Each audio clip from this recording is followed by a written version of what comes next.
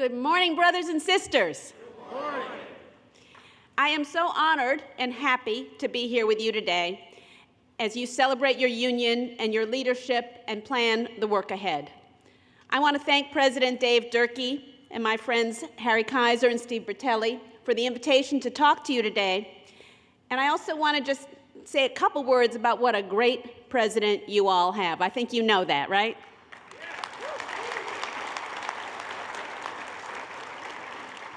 Dave Durkee is visionary, steadfast, principled, and a champion for all workers, and that's something sorely needed today. These are perilous times, and there are lots of forces out there trying to divide us, to distract us, and to divert us. So this is a moment in time when we need and we value the strong leadership that unites us. Men and women, black, white, and brown, young and old, union and non-union, private sector, public sector, services, manufacturing, native-born and recent immigrants, gay and straight. There's so many people out there trying to drive wedges between us, so we need the kind of leadership that President Durkee has brought to the BCTGM, and thank you, President Durkee, for that. So as President Durkee said, I became president of the Economic Policy Institute around 8 or 9 months ago, after 20 great years at the AFL-CIO. EPI, if you don't know it, is labor's think tank. It was founded in 1986 when all the right-wing think tanks like Heritage and Cato were starting to get really strong, get a lot of funding, and were starting to dominate the narrative about the economy. But workers need our own narrative for the economy. That is important for us. EPI is proud to do the research, analyze the data, and evaluate the policies that can help or hurt working men and women. Whether it's the minimum wage in Ohio, or right to work in Missouri, yay, or paid sick leave, or fair trade, or strong pensions, quality health care, education, or tax policy, or CEO pay, EPI has been there. We have the experts, we have the PhD economists and the lawyers on staff and the databases so that we can go toe-to-toe with the Chamber of Commerce, with the Cato Institute, and with the Koch brothers. And that's what we do. We were really proud to work on the Missouri Right to Work initiative, the ballot referendum. We joined with We Are Missouri. We produced about 3 or 4 reports where we could take the data to show that Missouri, compared to its right-to-work neighbors, and it has a lot of right-to-work neighbors, Missouri workers actually earn more, even when you correct for age, education, occupation, cost of living, all those different things that you could take into account. You still see that the basic impact of right to work is just to undercut workers' wages, and it doesn't do anything for economic growth. It doesn't produce more jobs. So a lot of the business narrative around that is a huge lie. But we also showed that right to work is particularly hard on the most vulnerable people in the economy, on women and people of color, because I think you all know this, we all know it instinctively, unions help the most vulnerable the most. They have the biggest difference for women and for people of color because they can help counteract the discrimination that's out there. And so when they put in place right-to-work policies, that's something that hurts the people who need the help the most. We have a new project, too, that I think will be exciting for the BCTGM, which is a project we want to document the employer opposition to unions and what the impact has been. We think we might be, if we're lucky, in a new labor law reform discussion in 2019. And if we're in that discussion, we want to be able to show, with up-to-date data and examples and surveys of workers, exactly how pernicious and how widespread some of the illegal tactics that employers use to bust unions have been in the economy. We did a study back in 2009 with Kate Bronfenbrenner that documented this, but people are saying that data is old, so we want to update that data so that we all have it and we're armed when we go into that next labor law reform battle. We are so proud to work side by side with our union allies and our community partners to advocate for pro-worker policies at the state and local and the national level. And I want to invite all of you to check out our website, www.epi.org.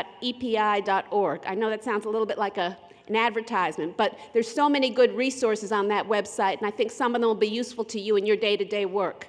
We have, in addition to all the policy papers that are up there, we also have things like a family budget calculator, which shows how much it costs to have a decent standard of living in every county in America, including child care costs and health care costs and transportation costs. And we do it for every different kind of family. So that can be very useful to you in a bargaining battle. We also have a CEO pay calculator where you can calculate your pay compared to your CEO's pay and how long you might have to work to earn what that CEO earns in an hour or a day or a year. We have the top 1% income. What does it take to be in the top 1% in every state and every county in America? So all of those things I think you'll enjoy checking out. And if you want to, you can sign up for our weekly newsletter where you'll get just a constant update on the new research that we're putting out. But we all know there's a lot of confusion out there about the economy. Is it hot or cold? Is it weak or strong? Is it boom or bust? You hear different things when you read the newspaper every day. On the one hand, a lot of people point to we're at full employment now because unemployment's only at about 4%. The stock market is booming, and we all heard the president tell us that the GDP growth is the best since at least, 2014, just one quarter. But so there are some good signs out there, but do they add up? We know that we need to look underneath the statistics to have a clear picture, and that it's not just about average GDP, and it's not just the stock market. We need to look at what's happening to workers in the economy. And when you look at the median wage, the wage of the typical worker in the economy, you can see that has actually been flat for something like 30 years in the United States of America. That is a disgrace. This economy is and has been a failure for people who work for a living for several decades now, under both Democratic and Republican administrations. And we need to be honest about that failure, because it wasn't the result of impersonal or inevitable forces. And I think President Durkee said this earlier in his remarks. This isn't something like, oh, it's automation, there's nothing we can do about it. These were a series of deliberate policy choices by policymakers. And the good news is, if these results came from deliberate policy choices, we can make different policy choices and get a different result. EPI looks at one thing. We have a North Star, and I think this helps you. I know people don't love the economy. I'm looking out at you. I'm looking at you. I know you don't love the economy. I used to teach economics for a living. But if I give you one North Star, one frame to look at the economy, think about bargaining power. Think about workers' bargaining power. And that actually can help make sense of a lot of the things that have happened over the last couple of decades. That across the board, there have been concerted efforts by corporations and the wealthy to undermine workers' bargaining power at every single level. We'll start with unions. That's the most obvious. You know, if you're going up against a corporation, you can go in by yourself and you can ask for a raise or a bathroom break or safety goggles. Good luck to you. Or you can go in with your brothers and sisters collectively and bargain at the table for those things. And we all know, because we're here at the BCTGM, we all know it's better to do that collectively than to do it as individuals. But they've been attacking our right to collective bargaining. We have 27 right-to-work states now in the United States. We have the Janus decision by the Supreme Court, and I know you'll talk more about that this week. These have all been orchestrated by the Koch brothers and other wealthy donors to systematically destroy unions, because unions give voice to workers. They give power to workers. And it's not just power at the bargaining table, but it is power in the political arena. It is a voice, an organized, concerted voice that we have when we go to an election and try to decide who to vote for on the basis of something other than the last commercial we saw on TV. The second attempt to undermine our bargaining power comes from globalization. And President Durkee talked about this, and you saw the great video with Petey Talley from Ohio. The wrong kind of globalization, it's not just trade. We all know, there's going to be trade. There's going to be companies that move across borders. There's going to be people that move across borders, because that is a reality of the changing world that we live in. But the question is, what are the rules that we've put in place? What are the trade agreements that we have negotiated and signed and put in place to govern those relationships? And we talked about NAFTA and the TPP. These trade deals are a joke. They are all about corporate enrichment and empowerment. and the undermining of workers. So if companies can move their jobs, can outsource jobs more easily with more protections when they go to Mexico or China or wherever they're going, then workers have less bargaining power both here and in Mexico or China or Bangladesh, because the companies are pitting the workers against each other. They're pitting the governments against each other. And our government, the US government, negotiated those kinds of trade agreements that made that possible. So that undermined our bargaining power. The third thing is the erosion of labor standards. If you think about things like the minimum wage or overtime protections, those are things unions don't need as much, because hopefully, as a union member, you're going to have a wage better than the minimum wage. You have something in your contract about overtime. But they create a floor. And when the floor keeps going down and down and down, the job of a union becomes harder and harder and harder, because you're competing against something that isn't there. Look at the minimum wage, for example. The minimum wage has lost 25% of its purchasing power since 1968. We have a lower minimum wage in real terms than we did 50 friggin' years ago. That doesn't make any sense, because this is a wealthy economy. We've had economic growth, we've had productivity growth, and yet we have a lower minimum wage today than we did 50 years ago. That's not an accident. That is because with a low minimum wage, workers have fewer options. Even if you're outside the union movement, the kinds of jobs that are available to you are much worse. And the same thing with overtime protections. President Durkee mentioned the Obama administration tried to modernize and improve and extend overtime protections to more workers, and the Trump administration, Labor Department, has undermined that help. A fourth element is new employer tactics, that employers have gotten, I don't know if it's smarter, but maybe more aggressive about asking workers to sign all sorts of things. And this is mostly for non-union workers, but it affects all of us, to sign forced arbitration deals or non-compete agreements on the first day that they take their job. Now, if you've been looking for a job for a while and you take a job, you've gone through the interview process, it's kind of hard to walk away when the employer puts a piece of paper in front of you and says, oh, by the way, this job is contingent on you signing this piece of paper, signing away your constitutional rights to hire a lawyer if you find that there's massive discrimination against you or people like you at your workplace. That hurts women in the Me Too, because you end up in a forced arbitration procedure where the company really controls that process, as opposed to you and your coworkers being able to get together. So those tactics have also pulled the rug out from underneath workers, with the enthusiastic support of the Gorsuch Supreme Court. And the final thing is also actually really important, and it's relevant to where we are right now, which is full employment. That the macroeconomy, the big picture economy, also influences, and I think you all know this instinctively too, how much bargaining power you have. When you're in a strong economy and there is low unemployment, employers are more likely to have to agree to wage concessions. And that's the situation, but for the last 30 years or so, we've had to fight the Federal Reserve, we've had to fight different administrations where whenever we get close to full employment, and I don't think we're there yet at 4%, I don't think we're at full employment yet. When we get close to full employment, there are a whole lot of voices out there, mostly from Wall Street, clamoring to say, oh, let's raise interest rates because the economy's too strong and we have danger of inflation.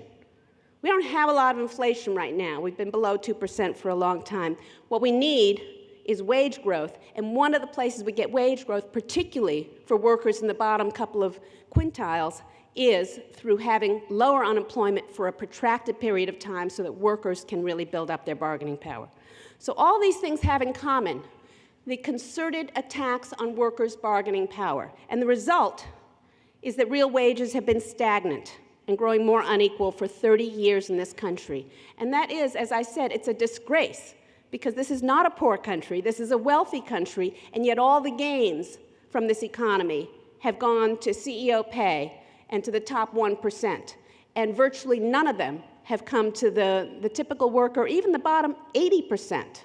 So that is a failed economy, an economy that cannot deliver an increase in the standard of living to 80% of its workers is a failed economy. So productivity has grown. That's the output of the economy. CEO pay has grown, and the pay for the top 1% has grown. But it's workers who have been left behind. At the same time, we have seen, as wages have stagnated, employers have come to the bargaining table and have looked for givebacks on health care and pensions, which have traditionally, that was sort of a social compact that we had, which was when you had a good job, we have employer-provided health care and employer-provided retirement security. But that compact is broken.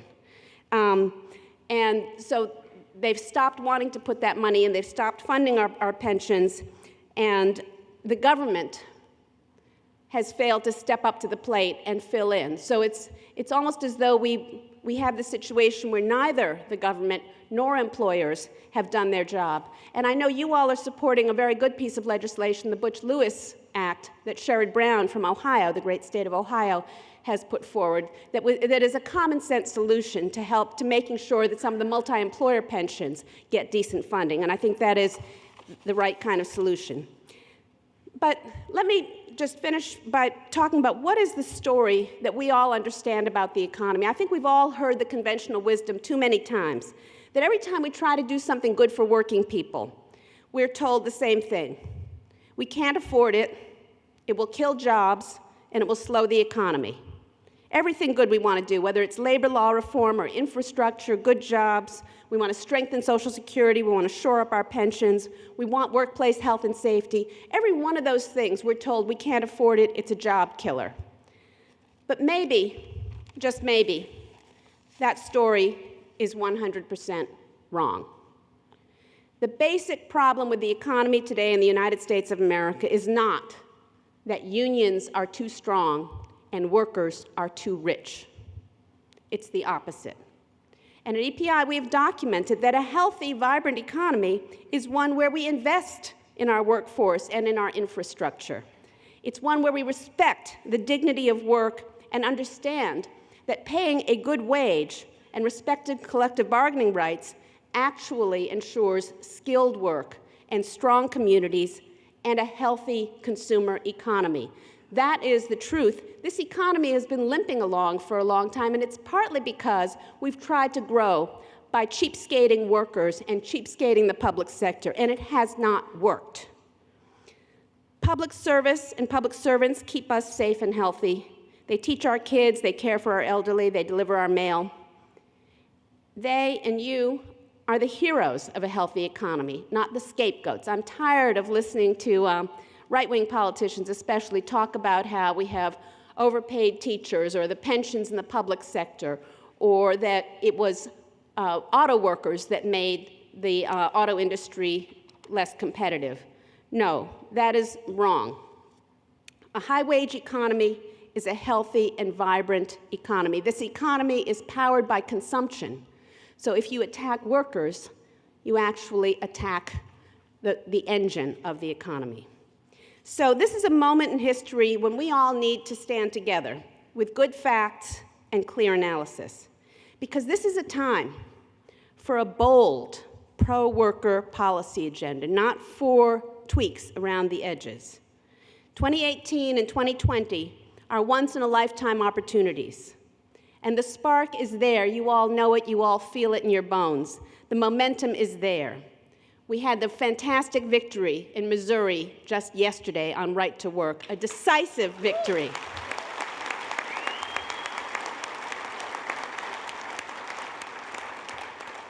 We didn't squeak that one out. That was 67 to 33%. They slammed that one. The teacher strikes, as President Durkee mentioned, in Oklahoma, Kentucky, West Virginia, Arizona. Not really hot, but those are not blue states. Those are red states. Those are bright red states. But teachers have had enough. They've been underfunded, they've been attacked, they've been scapegoated for long enough. They can't do their jobs if they don't get paid. We can't continue to attract good people into the teaching profession or any other profession if we can't pay them. So there's a lot going on out there. There's a lot of energy, but so we want to make sure that progressives progressive politicians are not apologetic, and they're not timid, and they're not shy, that they can stand for health care and retirement security, good jobs, and strong unions and fair trade. President Trump exploited and drives wedges between workers.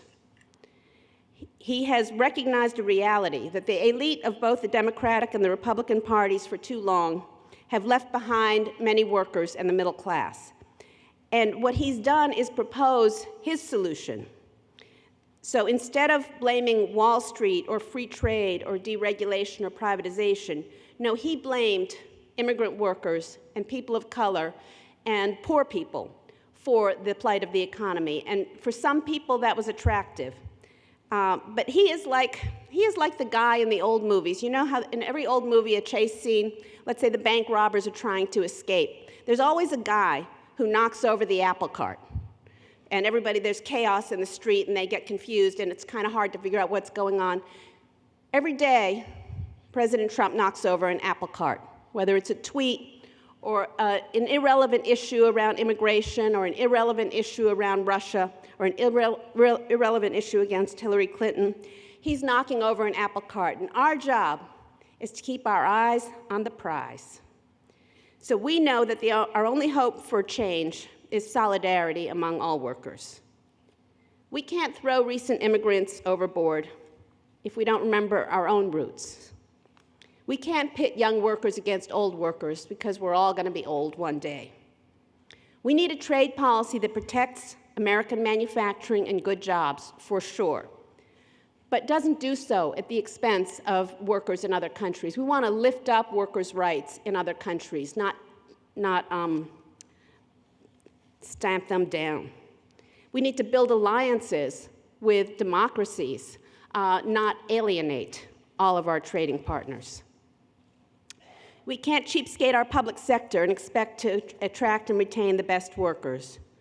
So the Trump administration is undermining worker protections every day through the overtime, the fiduciary rule that would have helped workers get good, non-conflicted advice on their retirement funds. Some of the key worker safety protections like silica and beryllium. And finally, and this is really the most important, I think this one will be the most important in the 2018 election, a tax bill that gives $1.5 trillion, as President Durkee said, to the wealthy and to corporations, and will underfund our public sector for years, if not decades, to come. So all those things are at stake right now. But if we can keep focused, EPI is proud to provide the ammunition for the policy fights ahead, and we are proud to stand shoulder to shoulder with this great union, the BCTGM, in the fights ahead. Thank you so much for your attention, and have a fantastic convention.